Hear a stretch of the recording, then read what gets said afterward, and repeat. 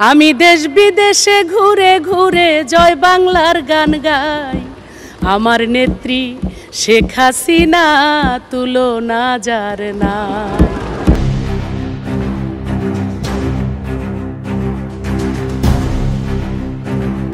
সম্প্রতি দুবাইয়ে গাড়ি অ্যাক্সিডেন্টে শেষ নিঃশ্বাস ত্যাগ করলেন কণ্ঠশিল্পী মমতাজ শীর্ষক একটি তথ্য সামাজিক যোগাযোগ মাধ্যমে ছড়িয়ে পড়েছে। এ নিয়ে বিভিন্ন পোস্টের মন্তব্যের ঘরে একটি ভিডিও লিঙ্কও যুক্ত করা হয়। গত বছরের 5 আগস্ট আওয়ামী লীগ সরকারের পতনের পর থেকে সাবেক এমপি মন্ত্রী সহ দলটির নেতাকর্মীরা দেশ বিদেশে আত্মগোপনে রয়েছেন। তাদের মধ্যে মমতাজও গা ঢাকা দেন। মমতাজ বেগম 2008 সালে আওয়ামী লীগের মনোনয়নে সংরক্ষিত মহিলা আসনের সংসদ সদস্য হয়ে প্রথমে সংসদে যান। 2018 সালে নৌকায় মনোনয়নে মানিকগঞ্জ 2 আসন থেকে সংসদ সদস্য নির্বাচিত হন। তবে তথ্য যাচাইকারী প্রতিষ্ঠান ফ্যাক্ট চেকিং রিউমার স্ক্যানার জানিয়েছে এ ধরনের তথ্য সঠিক নয়। রিউমার স্ক্যানার টিমের অনুসন্ধানে জানা যায়, সাবেক এমপি ও কণ্ঠশিল্পী মমতাজ বেগম দুবাইয়ে সড়ক দুর্ঘটনায় নিহতের দাবিটি সঠিক নয়, বরং কোনো তথ্য প্রমাণ ছাড়াই আলোচিত দাবিটি সামাজিক যোগাযোগ মাধ্যমে প্রচার করা হচ্ছে। শুরুতে আলোচিত দাবিটির সূত্রপাতের বিষয়ে অনুসন্ধান করে রিউমার স্ক্যানার টিম।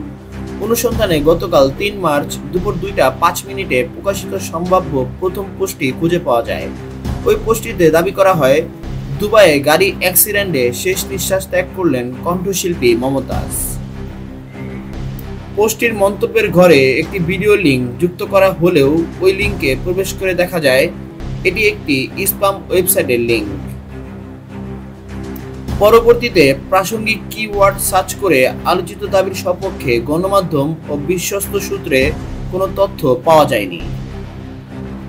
সংস্থাটি জানায়, সুতরাং দুবাইয়ে সড়ক দুর্ঘটনায় সাবেক সংসদ সদস্য ও কণ্ঠশিল্পী মমতাজ বেগম নিহতের দাবিটি সম্পূর্ণ মিথ্যা।